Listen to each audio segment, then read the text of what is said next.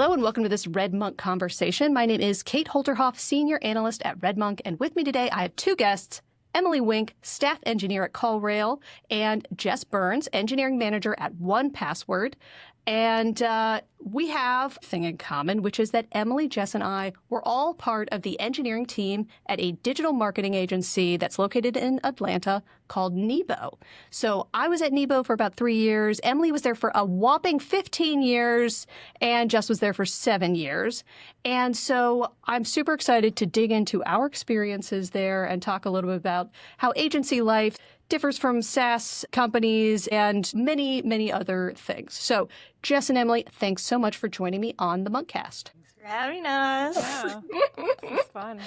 All right. So excited to have you both here. And so I do want to address the elephant in the room, and that is the fact that Nebo totally set me on a path of believing that most engineering teams have these wonderfully balanced gender ratios, which I have learned is just not true of most companies. So Jess was the engineering manager at Nebo. Emily was a back-end engineer, and I was on the front-end team. And I guess it really made for an awesome transition for me from academia, where I worked for a decade, to working on an engineering team.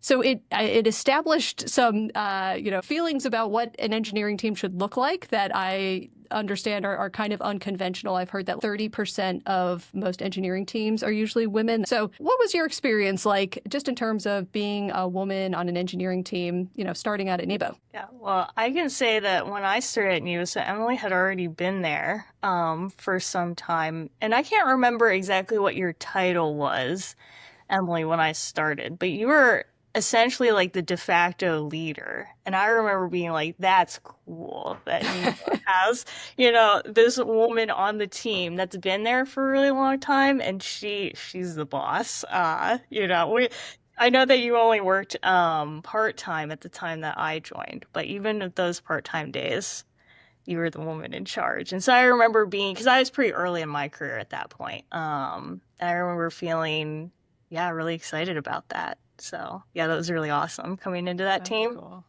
Yeah, when I started there right out of college. And so I didn't have really any professional. I had worked as like an intern in my college's IT department. So there's not a whole lot, like it was very small, but also there were some women that I interacted with there. But anyway, this was my first like real job out of college when I started at Nebo. And there were 2 other developers, we called them at the time. There were 2 other developers when I started there who were both men. But it was so tiny that it didn't feel like I didn't feel like the odd person out by any means. And it was just very slow, natural growth. Like by the time Jess started, I think our engineering team was maybe like 7 people or something. Like it was still pretty small in terms of all the developers. Since it's a marketing agency, we had lots of other teams doing other stuff. I'm trying to think before you started, Jess, I don't know if there were any other women on the team at the time. There had been some that had like come and gone over the years. But I think because I had started there so early and stayed for such a long time, like the bosses really trusted me and knew me. And so it was never like an issue. I didn't have to like come in and prove myself or like feel like, there was some, like I never felt there was any bias in that regard, like within Nebo. There were a few like client calls that were a little awkward. There was one employee we hired after I think both of you left, who didn't last very long, who it was like he had a problem reporting to me, which was very interesting to like experience that, because that was really the first time that there was any like noticeable issue that I felt being a woman in engineering. So yeah, but I think it wasn't ever like a super intentional thing to try and hire women at Nebo, but it happened naturally. And maybe part of that was like having established a pattern that like I was involved in the hiring. And so I don't know if I subconsciously tried to hire more women or whatnot. But, I think it was certainly a good environment to have, like a good environment that we had there, just because there was a track record. Like there never was a time when I was there, obviously, that there weren't other women on the engineering team. So Yeah, that was absolutely the sense that I got. And I'm glad you set that precedent because it's, it should be more universal. I thought it was awesome. And, Yeah. It's just Nebo is just special. It's just a special place. But yeah, there wasn't any time at Nebo that I felt like I was the odd person out. Not at all on the teams. We did have a couple of clients that um at first like I would be in charge of the project, but they would like email and address the person that I was reporting to technically at the time, who was a male. And so it's like that process, "Oh, no, actually I'm the person that is oh, doing geez. all the technical work on your project," or like I'm the person you should be asking questions. So there were a couple instances of that. Not that I would say it's like malicious or anything of that nature, but yeah, I think that was really the only time at Nebo that it ever felt like it was a thing, you know? Right. And now that you both are at different companies, at SaaS companies, would you say that that has changed your experience there? Is the gender balance as good as it was at Nebo? How's that? How have you moved that forward or extended it to your new roles? I think I feel really lucky that where I am right now at CallRail, like we have a similarly, I feel like, very healthy gender balance. Like it's never going to be 50-50, I think, just because of the nature of like who goes into tech for the most part. But when I was interviewing for jobs, when I was thinking about leaving Nebo, one of the things that really impressed me about CallRail is that my technical interview was two women interviewing me. And I was like, I was very surprised by that and really excited about the potential, just what that meant, that like the people they trusted enough to do interviews were like two senior software engineers. And then the team I joined, I think when I joined, there were maybe like 6 engineers and 3 of us were women. And so I kind of just like moved from one great place to another in the sense of like places that there's like enough women that like there's another one on the team. I mean, that's not true of like every single team at CallRail, but um, my experience has been that again. Although I'm on a team now where I'm the only woman, but there's only 3 of us. And so, like it's not really big enough for a sample size.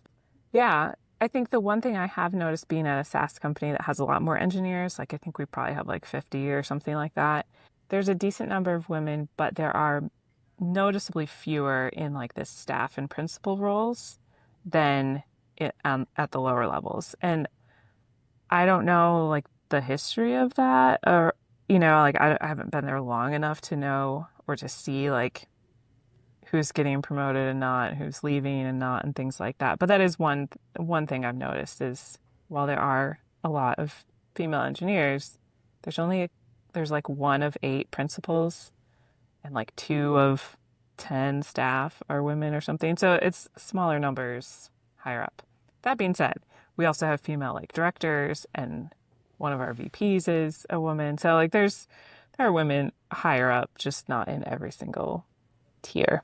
So Yeah, I would say that matches my experience pretty well of like there are still women, and I've been on teams with various makeup of the ratio of male to female, and there are definitely leaders higher up. I've seen female engineering directors, female engineering VP. But yeah, that like high technical track, yeah, definitely way fewer women there. And so yeah, like there have been women in those positions of like staff engineer, architect, but definitely very much outweighed by men at that, especially top tier of the tech track versus like the management track.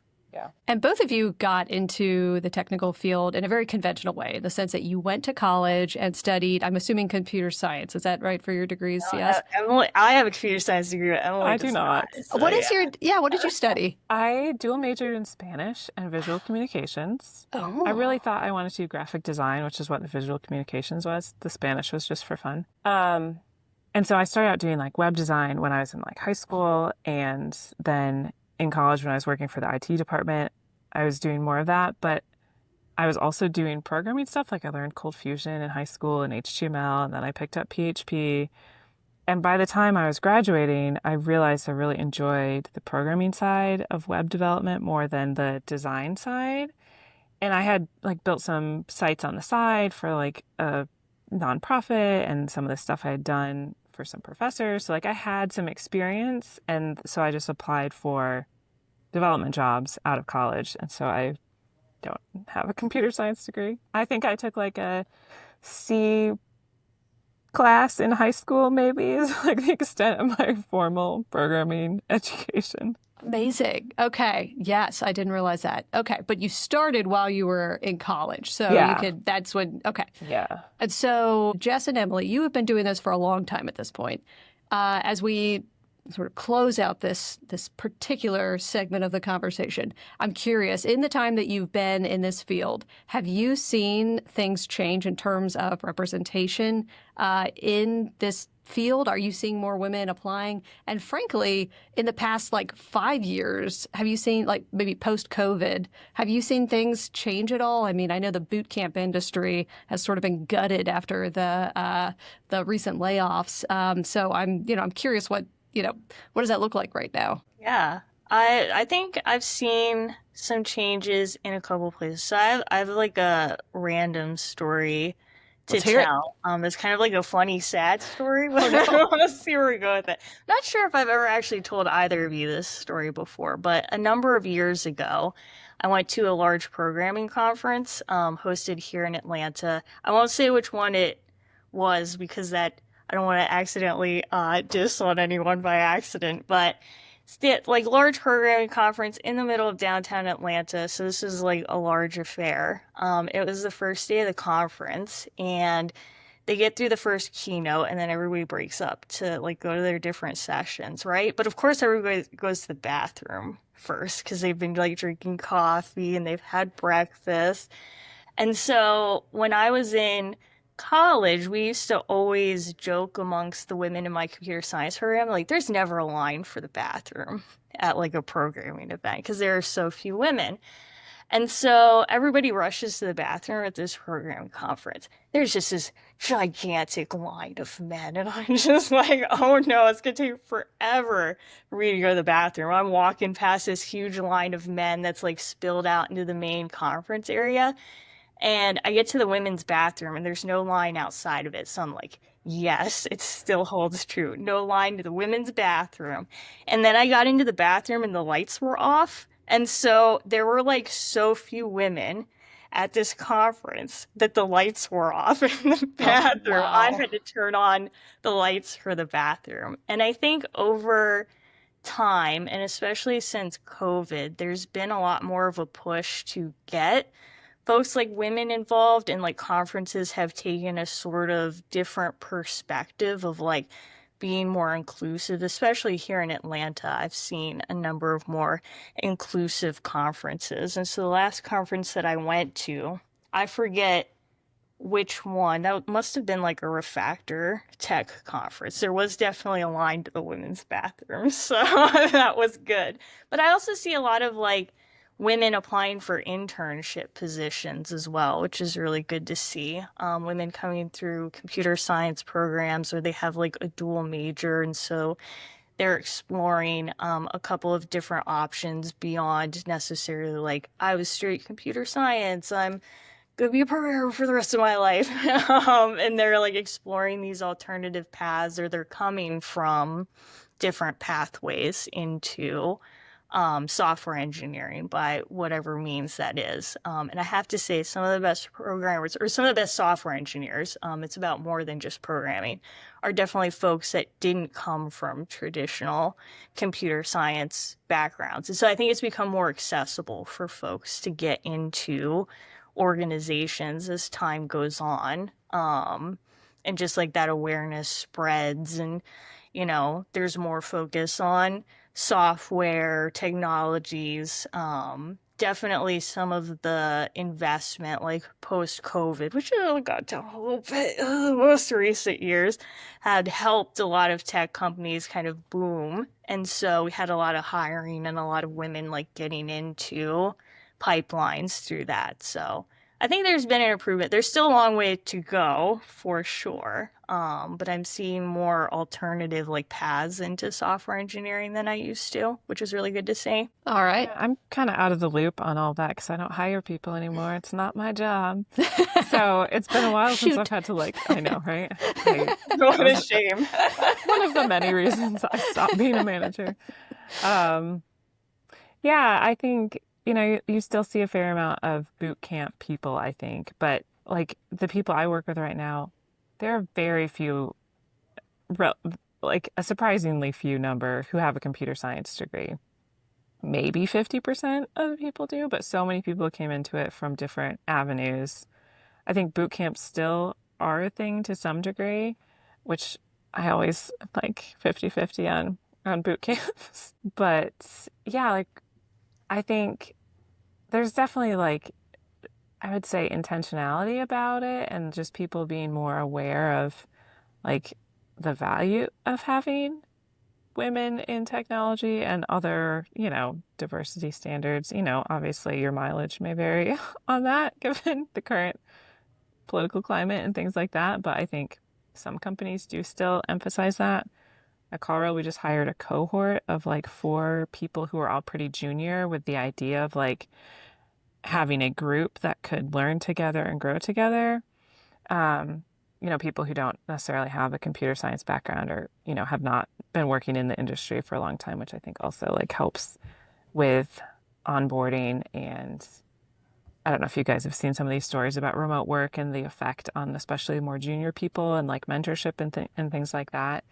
Um, so I think there's definitely some ideas about how to counteract some of those trends. I don't know that I have heard those stories. What are you thinking of in particular? I've read something probably a couple years ago now at this point. All the debates about whether remote work is fine or bad or good or Yeah. whatever. And some study, I'll see if I can dig it up later, um, was looking at the effect on more junior engineer. I think it was engineers specifically, but just that without the face-to-face interaction, senior people are basically fine. They're pretty much independent already Got and it. can do stuff without needing a lot of interaction. But more junior people really kind of missed out on career opportunities and growth opportunities by not being in person because, Hmm. the interactions over Slack or whatever are very different than the sort of serendipitous interactions in an office. There's a little more of a barrier there to just be like, hey, can you help me look at this? And it's basically just saying that for more junior people, especially being in the office is really valuable. And having mentorship and things like that sometimes happen informally. I was also talking, I think, about how to kind of replicate that if you are in an all remote environment, about just being more intentional about mentorship and making sure some of that stuff that used to happen more organically when people were all face to face, how do you carry that over to a remote environment to make sure that junior people are getting the support they need and learning the things they need to do and not kind of getting stuck at the level they are at. Yeah. I love hearing you talk about this, Emily, because I have only ever known you in a remote capacity when we were, all of us worked at an Atlanta company. And then, you were working 3 days a week Yeah. to spend time with your family was Yeah. my yes. Yeah. Yeah. And but you were at that point were at a senior level and Yeah. you were not remote when you were junior. No. So I was in person for the first 5 or 6 years at Nebo and then moved away for my husband's job and have been remote ever since. So I've been remote now for 12 years or something. So pre-COVID, I went remote, which was this whole own weird thing when Yeah. you were the only remote one on the team. It was I'm awesome. much happier now where most people are remote instead of just me. Um, right. But I was managing the team at that point. When I first left Atlanta and was 100% remote full time, I was managing the development team at that point. And then when I had my first kid and I went part time, that's when I stepped back from managing just because that wasn't didn't really make sense to do that part-time. But yeah, I was already like in a more senior role, which actually had its own challenges, like doing that remotely, like trying to manage a team remotely. Like, I don't know how you do this, Jess, like being remote and managing people. I find it very challenging just to like build the rapport and like get to know people, because you don't tend to have just like casual chit-chatty conversations over Zoom so much. You like have a 1 hour meeting and you sign up for the meeting and you do your meeting and you say goodbye. Whereas in person, you're more likely to like go grab lunch together and kind of build relationships that way. Yeah, so it's different. So Jess, hit us. What's the secret to managing in a remote way? Yeah, it's definitely challenging. And I think the most challenging part is that everybody has a different relationship with their work. And so it becomes, even harder to find a good foundation to build from. Because like previously it was like, well, we're all stuck here in an office together, 40 hours a week. But Stuck. it's not the way it is anymore, right? And I do agree with like Emily in the move to like most people being remote, or at least like a majority of folks being remote during COVID. I think it really helped us at Nebo like be more connected with you, Emily, because we used to have like all these janky tools and stuff. Like conference call people from outside the office. So I definitely think the tooling has helped a lot. Even though Zoom obviously has its drawbacks, it's so much better than like trying to get a bunch of people on like a speaker phone in a meeting room and trying to figure out, oh my gosh, how am I going to share my screen? How am I going to do all this stuff? But yeah, I won't say that I have any like super insightful answer here, but I've always just found it helpful to try and meet people where they are. And it's also interesting, depending on the person's personality. I've had folks that I've forged like a deeper manager relationship. It's gonna sound real weird, but like sometimes people are more comfortable like being off camera. So I've done like one-on-ones off camera, and that kind of removes this sort of like social barrier. They'll talk more and let me delve into, their thoughts about their work and what's coming up. And so it can be adaptable in that way. Otherwise, I think it's just trying to like figure out what the personality of the team is. Some folks may groan at activities like retros and planning, but it's a good opportunity, for everybody to come together and like talk about work. And also often like jokes and memes and things come out of those meetings too, right? And so I think it's important to embrace those. So everybody has some like Slack emojis that they've created for funsies, coming out of like some wild team discussion or things like that. And so, yeah, it's hard to make it super organic, but I do think it's been enough years that like a lot of folks have kind of settled into a rhythm. One interesting thing about 1Password is that it's always been remote. Even before, COVID, it was remote. And so there are a lot of, it's just like baked into the company culture at this point. And I think that helps a lot too,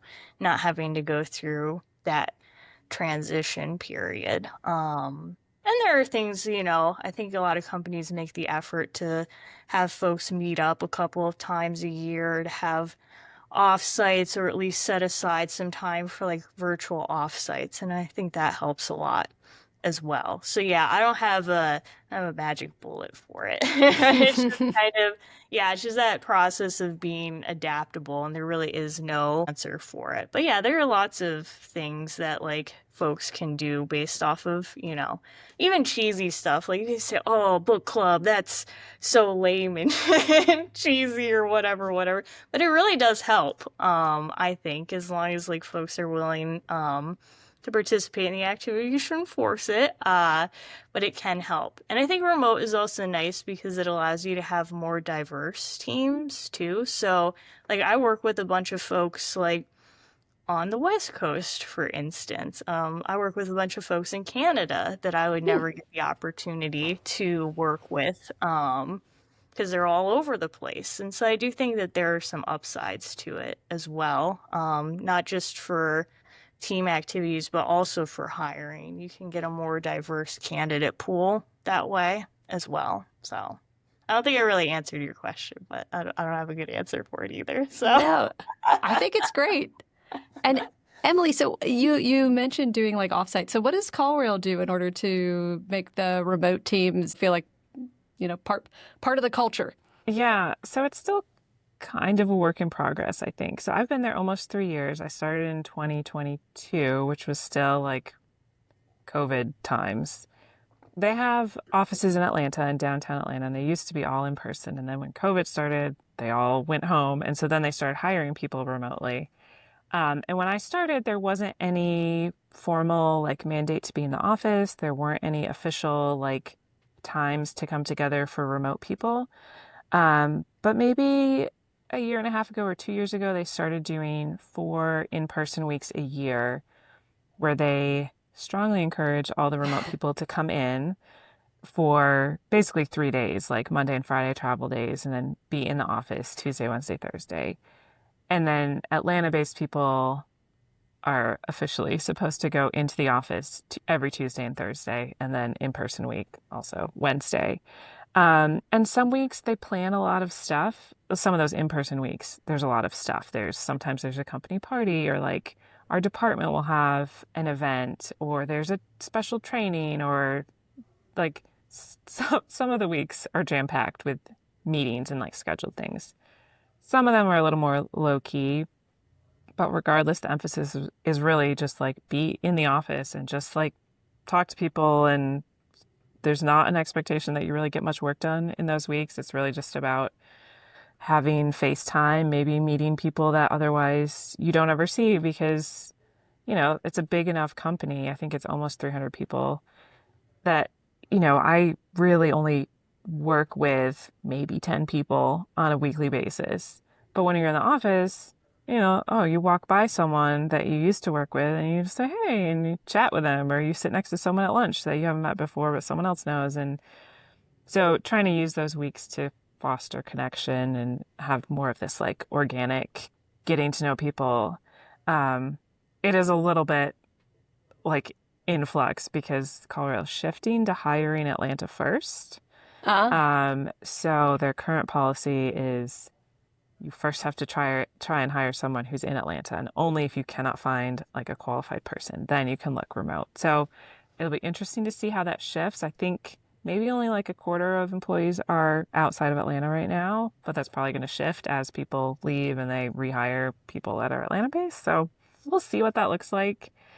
I think it's really hard to get data on like in-person versus remote productivity, not just productivity, but just like how well your business does based on whether people are remote or in person. And so there's a little bit of tension of like executive leadership wants people to be there and have FaceTime. A lot of engineers don't want to, like the Atlanta-based engineers who are supposed to go in on Tuesdays and Thursdays for the whole day ostensibly, don't love it because it's harder to focus. You don't have, like, they have desks there and stuff, but it's, not as comfortable perhaps as their home office setup, and they get more distracted by everything else going on and just doesn't feel as productive in terms of like writing code. But there is value in those relationships that you don't have over Slack. And so I think CallRail is still kind of trying to figure out like how to have a remote team and an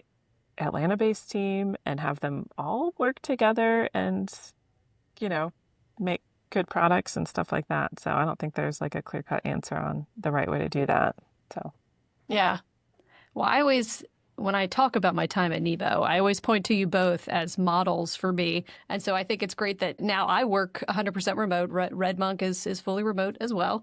And so it felt very normal to me, not only because of the pandemic, but because the great Emily Winck has been remote ever since I met her. And, she showed me that it can be done with great eclat. It's done well and has been successful from the beginning. So I knew it was possible. I just want to be a little nostalgic, too, about the fact that we were all at Nebo when the pandemic hit. We saw it firsthand. I have great memories of the head of the company saying that everybody had to be on camera, and some people just wouldn't do it. Just straight up, we're like, power move, just kept that camera off. And I feel like it's still a power move, you know? Yeah, and I also remember very well when Nebo was in the process of moving offices as the pandemic hit. And my first time visiting the office in person was when they had the vaccine. And so I went into the office and got vaccinated there at work. I mean, now that just seems outrageous. Like, you know, you go to CVS and actually the last time I tried to get the vaccine, they wouldn't give me a booster because of my age or something. I don't know. But, you know, I mean, it was just such a bizarre time. And it was kind of great for me because I had a little kid, and so I just was able to like stay home with them. And it was like, well, I guess I get to see my kids' first steps and things, and so that was kind of nice. I wasn't going out much anyways. I feel like Nebo did a pretty good job with the pandemic. Like everybody was panicked at that time. It's hard to like go back in my mind, but I don't know. What was your experience like there? It was crazy because I think everybody at Nebo thought, oh no, where are we going to get all of our work from? Because Nebo is a client services agency, so we depend on clients coming to us asking for services.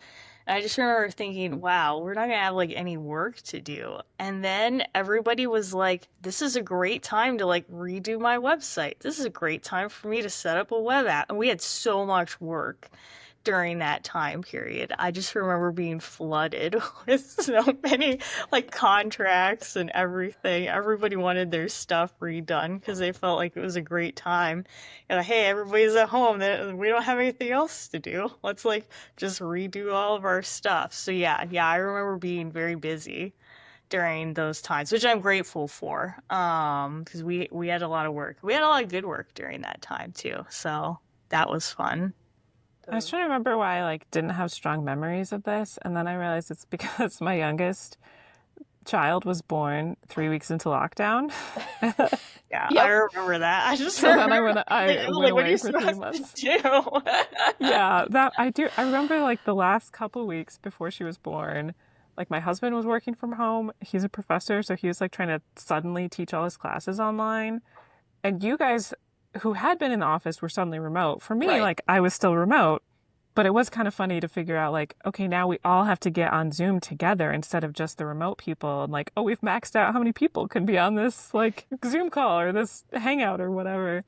Yeah. But then I went on leave for 3 months. And then when I came back, I feel like things were a little more settled and like we had come to terms with the fact that things were going to be like shut down for a long time. And this was just like the new status quo was like work from home and there's this empty office, but we're just all working from home. Yeah, and then Nebo moving offices during that time was crazy timing. Yeah, I didn't ever go back. So when I worked for Nebo, when I first went remote, I came back more often, like maybe once every couple months. But then once my kids were born, I didn't come in very often. I never saw the new office for Nebo. Like I never, like those last 2 years, I didn't ever go to Atlanta because Nebo didn't have. Maybe they do now. I don't know, but at least when I was there was no real plan for remote people, like this in-person, this sense of like get everyone together, do an offsite, whatever. I feel like there was one, like we tried it once, like a Nebo day or something, where they tried to like get people together to like talk about bigger ideas or something. But you know, that was still relatively early in the remote work phase of just trying to figure out like how do you keep this feeling of a team when you're just looking at your computer all day and you don't actually like have to interact with anybody. So I mentioned that you both mentored me so well. And when I reflect on my own experiences as part of an engineering team, I often refer to these tidbits that you have shared with me over the years. So I want to start with Jess. I told you this when I invited you on the podcast that and I'm ready for this. Okay, so one of my favorite things that Jess has said on multiple occasions while she was the head of the engineering team is that there's no such thing as a front-end emergency. And I know I've caught indirectly caught some some fire from and it is I have no better quote from Jess. And I want you to defend it. Or do you still hold by that? Is there no such thing as a front-end emergency?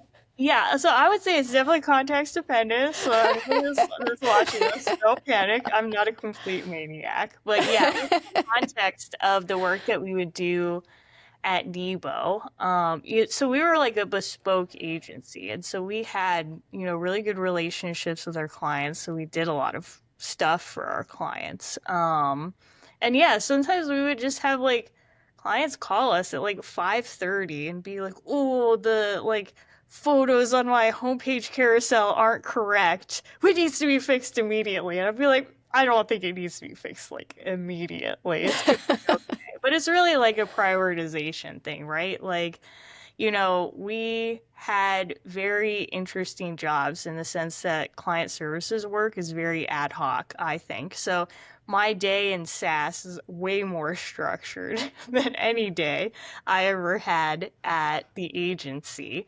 And so you have to like defend and like put boundaries in place for that stuff, right? And so I'm not going to call like somebody up, nor am I going to subject myself to this at like, after work hours on, a random Thursday night to like do something that's not an emergency. And so in the context of the work that we used to do, front end in this case doesn't usually mean like front end client server. It means like, oh, the UI of my website, or my web app that customers of the client use. And so, yeah, like minor things like that. Yeah, I'm not calling any of my engineers and like special to do that. Yeah, we'll prioritize it like first thing, but tomorrow. And yeah, and any like true emergencies that we had were usually handled by like the back end folks, or like I would jump on and deal with it and at least get it like triaged so that it would be stable until we could get to it like during work hours. But yeah, I've always been pretty careful like in managing folks, just to be careful about like priorities and setting the right level of urgency for things. Like I had an IC once that said something that affected me of like, "Oh, if you ask for something twice in one day, I know it's important because you're usually pretty good about like, say it, put it on the to-do list for later, and then, go like schedule it out and go from there." But if I'd like bring it up twice and it's like, "Oh yeah, we actually we gotta do something about this." So yeah. So I just want to say for everyone who disagrees that front end stuff could be emergency, it's just like a priority thing, and you gotta think about the context of the whole situation. So but I stand by it in terms of the work that we used to do. There's no front end emergency that's gonna take down the whole system. So Emily, did you ever hear Jess say that? I don't recall that, but my corollary is it's just a website. No one's gonna die. Yes. yeah, Yes. it's just a website. It's just software. Yeah. So one thing that I say often to the folks that report to me is like, listen, we're all just imperfect people trying to build imperfect software here. It's like not that serious. And obviously the things that we do have like monetary consequences, and that is serious. But at the end of the day, like, yeah, it's just a website. It's just an app that people use. It's just all of this stuff on top of like things that really matter, which are like the people in this whole like situation, right? And so yeah, it's just a website. The thing that matters is the people involved. All the sticky problems in software engineering are, fortunately or unfortunately, depending on your perspective, people problems. So people challenges, let's say that. I love it. That goes so well. All right, and then Emily, to pick on you a little bit, one of the first things I did when I got the job at RedMonk was to learn more about databases. And I always said, I was like, if ever I had a database problem, I would just reach out to Emily, and she'd either send me a new one, or she would get into, PHP MyAdmin, and she'd be like moving columns around, just like just doing it. Like, I don't understand. You were like a database whisperer. And I was like, I don't have to do this. I'm a front end engineer. This is clearly there's some magic going on here. I mean, I don't, so the whole thing was you were quite the wizard, and it made me very complacent, and I regret it deeply. I'd like to think that I would have gotten there eventually, but it didn't happen. And so I had to really get on it afterwards and like learn all this stuff, because I was like lulled into this sense of complacency around databases because I saw you work your magic so many times. So I guess thank you, but also like, do you continue to be the database whisperer where you're like moving columns around, just like doing it? No, I think thinking back on like how we did some things at Nebo, being like a marketing agency where we're building like one-off websites compared to how things at a SaaS company run, there are some things that I look back on. I'm like, I can't believe we were just like doing that, like modifying production databases just by like running commands in PHP-MyAdmin. Like, we often didn't do code reviews at all. Like, we did use Git for version control, but like, yes, database changes were not generally, I think we did have like, there was something we were using to do like migration files for PHP, but a lot of that was sort of like ad hoc, and yeah, we just like dump a database, copy it over here. Like, we were very laissez-faire about a lot of that stuff that looking back on it makes me very nervous. Just knowing like, I mean, it's a different scale, right? Like a single company's website database, which mostly is like their leads who filled out their contact form, versus like your SaaS application, which has all your customer stuff in there, millions of rows. Like, it's a whole different scale. That was one of the things that was like my biggest learning going from a marketing agency to a SaaS company, is just the scale of things is different. And like, you could get away with database things on the scale we were doing them that you can't get away with when you're talking about like millions and millions of records in terms of like database optimization and stuff like that. And I'm definitely not a database expert where I am now. Like, there are many other people who I turn to. I'm like, hey, is this query okay? Do we need to index this column? Because I still don't, like, that's not my specialty, and I don't do it enough to have like a really high level of confidence in terms of what I'm doing for that kind of stuff, like talking about the scale, like production scale data. But there was a lot of stuff at Nebo that were like, oh yeah, sure, let's do that. Which also reminds me of the time early in my career, like in the first couple of years, that I accidentally dropped a production database of one of our customers. Whoops. And that one actually had a lot of data. And I like was just using PHP-MyAdmin and thought I was on our dev site and like dropped it because I don't remember even what I was doing, but I definitely had a little panic attack there of like, oh no, what have I done? And thankfully, we had database backups for them, which we didn't for every site, but we did for them. And so we could restore it from like a couple hours before and it was fine. But that was maybe where my mantra came in of, it's just a website. Nobody's dying. Yeah, that cold dread of dropping the production database. So it really builds character. Right? So everybody needs because I've done that before for one of Nebo's clients. So it was like a real business that processed real money. Yep. And the production I can still remember the feeling. It's terrible. Because you're like, what have I done? It just be like, ugh. They're going to fire us. You're like, oh no. Yeah. But honestly, that's one of the things that I'm really thankful for in regards to agency work. This is probably going to make me sound like a maniac, but we were often just like, it's you. It's you against this application, whatever it is. And so, you have to deal with the consequences. You have to make the decisions.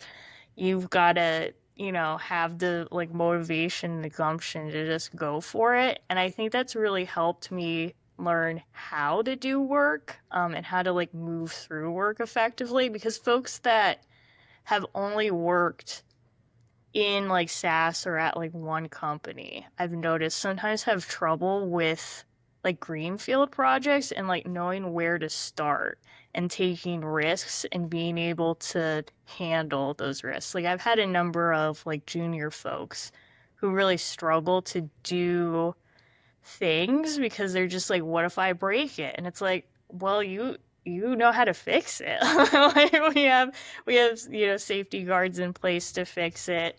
And so yeah, definitely agency work taught me how to like get out of a lot of like no, that makes it sound bad. Like, but just like fix mistakes and just be more confident about like, well, if I mess this up, I know how to roll back and like undo the thing that I've done, or even starting in on something and being like, actually, this thing that the client asked me to do doesn't make any sense. Like, I need to call them up and like actually ask the person on the other end of the phone, like, what exactly was your goal here? And so I think it's really honed those skills in like my work.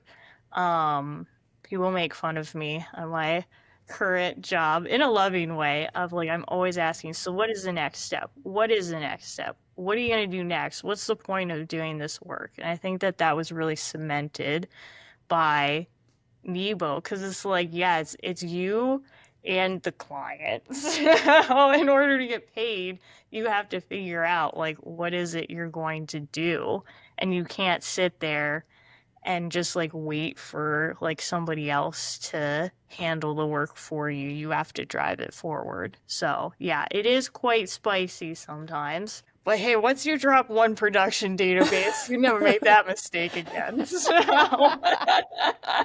Builds character. Yeah, I get that swashbuckling feeling too. I think I took that away as well. And I mean, typically we improved these websites more than left them in shambles, I would like to think. I mean, Emily, didn't you have a story about receiving a project? Like, we would always get these sort of Frankenstein projects either from other agencies or that hadn't been looked at in 10 years. So, I'd like to think improvement is the rule. But also, didn't you say that we received like all of these unencrypted credit card numbers like in a spreadsheet one time? It was, I think it was an API. Okay. That we were building a website for a company that shall not be named, and they wanted to add like user management to it so that you could have an account, you could store your credit cards, and you could use it to make reservations with your stored credit card. And so they were building the API on their side to send us the data for like their customers and stuff. And they were just sending us the full 16-digit credit card number when we requested like, send us the stored credit cards for this customer. Okay, here you go. I'm like, you can't, I don't want to see that. Oh no. Don't send me that. And we had to like convince them that they needed to change their API and only send us the last 4 digits because we weren't doing the credit card processing, they were. So like we did not need a full credit card number for any reason. And it really made me mad that they were just like, what's the problem? You can just hide, like you can just show the last 4. I'm like, I do not want our systems seeing this data because I also didn't have a super high trust in like my ability to set up a server because at this point we didn't have like DevOps or platform team or anybody who was setting up servers for us. Like the backend engineers would just go set up a server for a new website. I didn't have a high confidence in my own ability to like make it secure. Like we do not need to be looking at credit card numbers. That is a classic incident. Again, it just, the horror stories, yeah, but it's like, yeah, when you're in that situation, you have no one to turn to. You become the expert. Yeah. So, yeah. Yeah, there was no one else saying, no, we shouldn't do this. It was just me saying, no, we shouldn't do this. Wow. And I think, Jess, what you were saying earlier about like really having to take ownership of like asking questions and challenge things and like dig into like, why do we want to do this has been really valuable.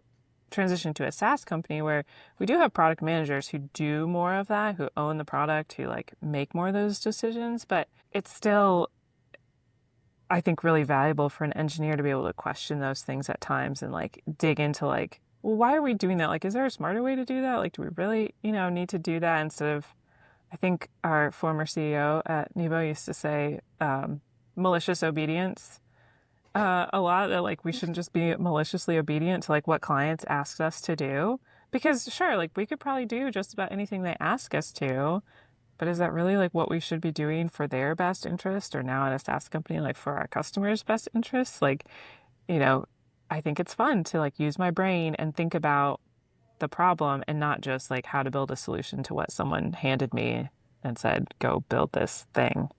I think it's more fun. And yeah, I think a lot of that was learned out of necessity at Nebo because there sometimes was not a whole lot of direction about like why we were doing what we were doing and things like that. Yeah. I love the critical thinking angle of it. Usually when I describe like why I was attracted to an interactive team, which is how we characterize like the UX, the designers, and the engineers, is that I could always see what we were creating relatively quickly. Like within a couple months, the website was live or the app was out there.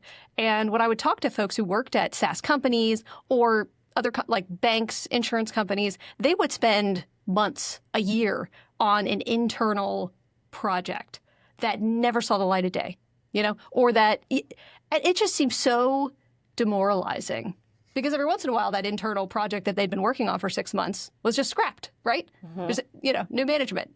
And so it's like, what is my time worth? What am I even doing here? Like this is, and I never had that sense at a marketing agency. Everything that we built saw the light of day. It always did. It just, maybe some don't that I don't know about. But for me, I always saw it live.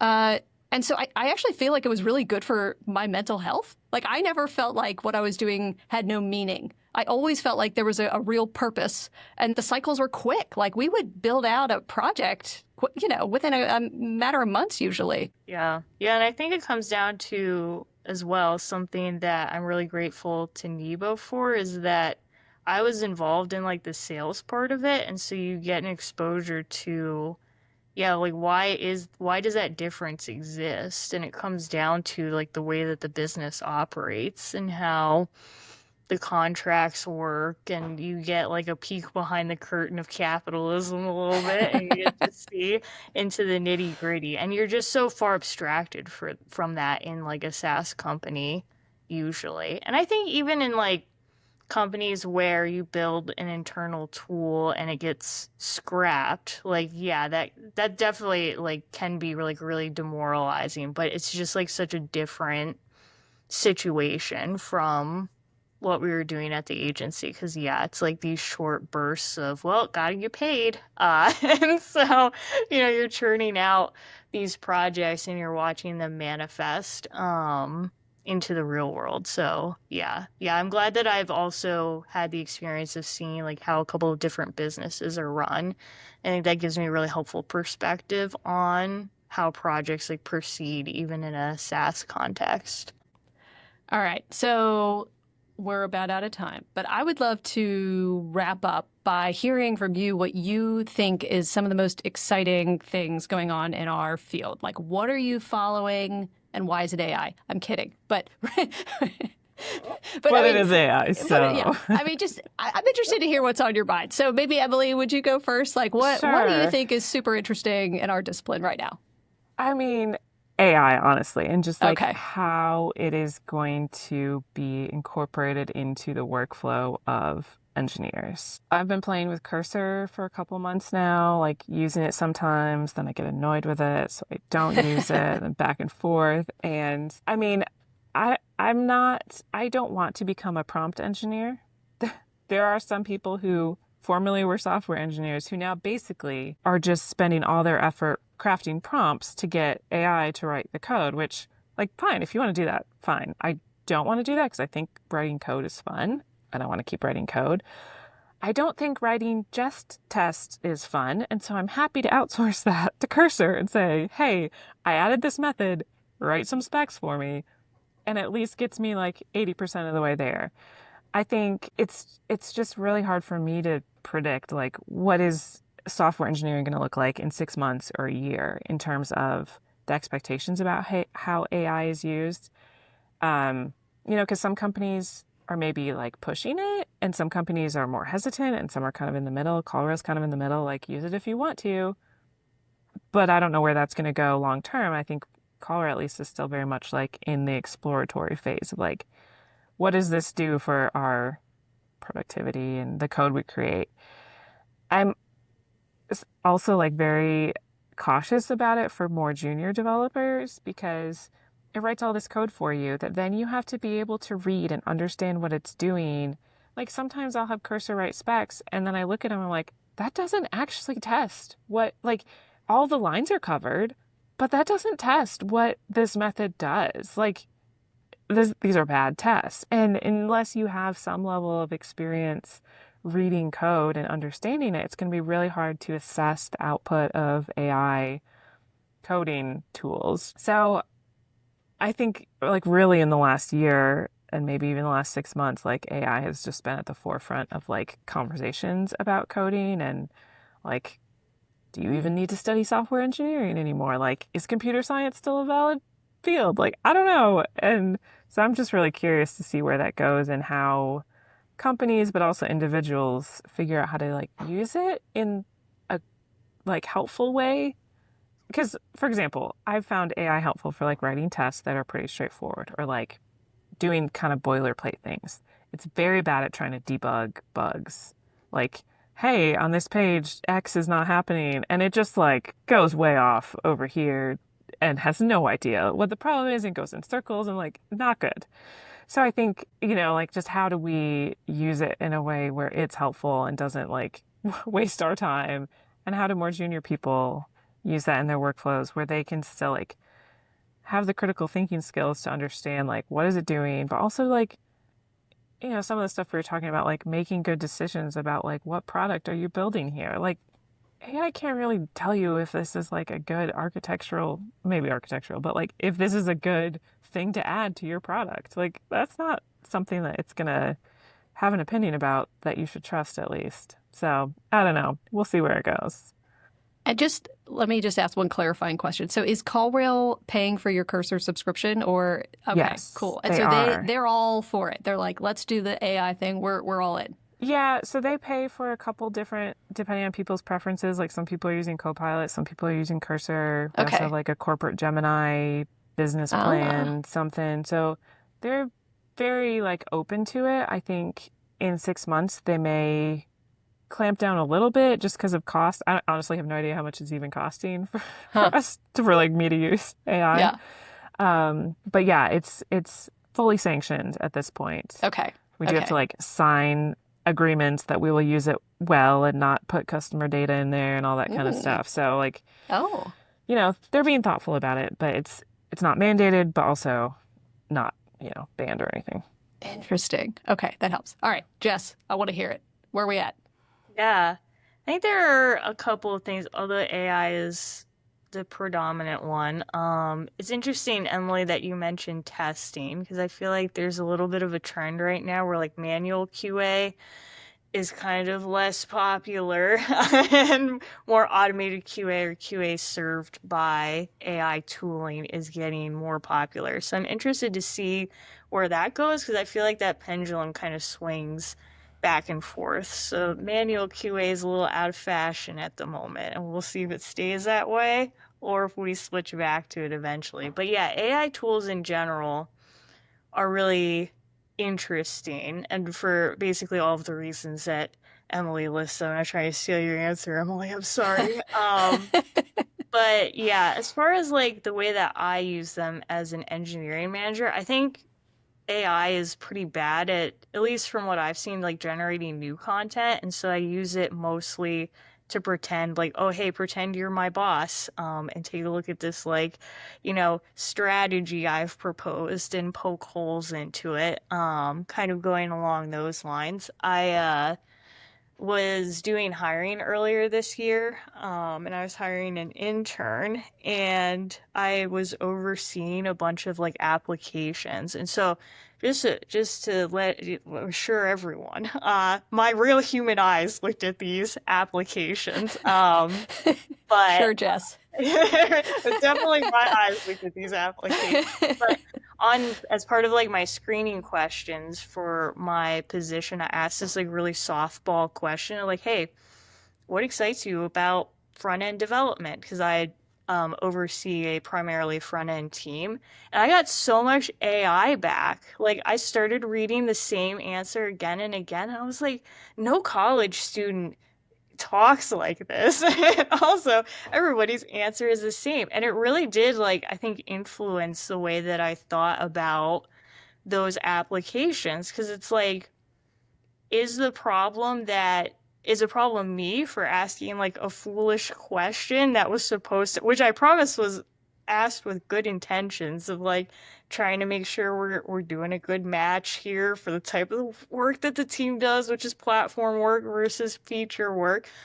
Or is it like, should I expect that, these folks don't use AI to reply to this question? And so, Huh. like, yeah, digging through these resumes was really the first time that I felt like I was confronted with an AI situation that I didn't really know how to handle or like how to work through it. And so I think a lot more of that stuff will come up in the future of like, yeah, like how do you get to know the person that you might be hiring when you've got a layer of AI potentially between you. So I think that will be it'll be interesting to see. I think I said this earlier. A lot of the problems in software engineering are people challenges. Yeah, it's just like talking to people, trying to figure out like, what did you actually want, product manager, when you asked me to do this thing? And I think AI is not currently well equipped to deal with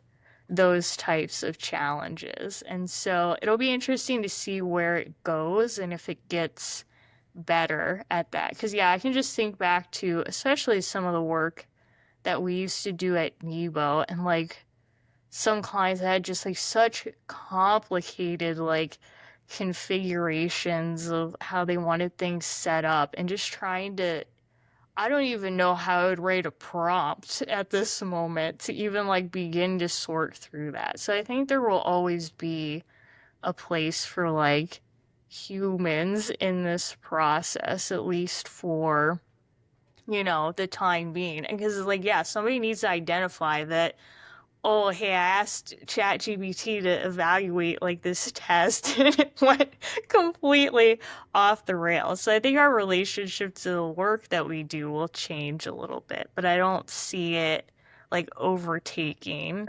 Yeah. software engineering anytime soon. They always say like, somebody needs to be able to program the AI as well. And so I think there's still a lot of like potential and a lot of growth in software engineering because more people than ever use software. Software is everywhere in our lives, and I don't see that, you know, going away anytime soon. I mean, even the phone that you carry in your pocket is like this amalgamation of so many different pieces of software. The thing that we're talking on right now is a piece of software that has to be, managed by folks. And so, yeah, there's like a place I think for like vibe coding and stuff, just in the sense of like rapidly prototyping. But yeah, to go the extra steps beyond that, I think still requires a person. But it'll be interesting to see. My goal is to always manage myself out of a job. So like, if ChatGPT can do that, that'd be fabulous. But at this point, is not able to effectively carry out an engineering manager's day-to-day activities. But I want this for you, Jess. Fingers crossed. thank you. I'm hoping. I know. And one little aside here, you're reminding me that some of the other great, I guess, advice that you gave me was about when you were doing hiring pre-AI, that you said you could often tell boot camp applicants because all their portfolios looked the same. And I feel like now we're in the same situation except now they're all bots. It's worse. Oh my Yeah. God. Yeah, and it's not like, and again, not to dunk on boot camps or anything, but it's like what you do with the boot camp, right? And I Yeah. think that's probably part of the reason that boot camps have fallen out of fashion a bit is just like going to the boot camp is not enough. Like it's gonna set you up with a base level of skills, but you gotta like do something with it, which sounds like I know, like obnoxious for the purposes of this conversation.